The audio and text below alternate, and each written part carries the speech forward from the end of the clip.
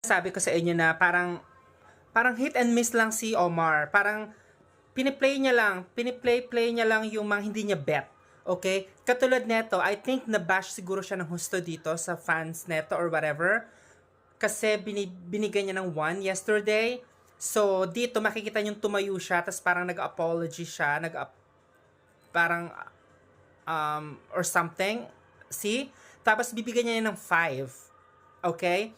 And, napansin ko rin na hindi niya bet masyado yung mga taga-Dominican Republic. Kahit na ang gagaling ng mga taga-Dominican Republic, binibigyan niya lang to ng, binigyan niya ng 5. Yung Dominican Republic, binibigyan niya lang ng mababa. Sobrang baba. Kaya neto, ang lakas neto, di ba? Ang lakas neto. For sure, kumpara dun kay Miranda from Lao, which I respect kasi my fellow trans.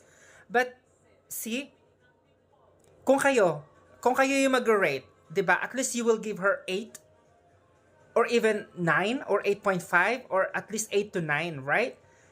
Pero since si Omar is a piece of shit, tingnan nyo kung ano yung ibibigay niya. At kayo na lang yung humusga. Ito yung patunay na Omar is just a trash dyan sa... Ay, tinan mo. He gave 4. Like, putang ina mo!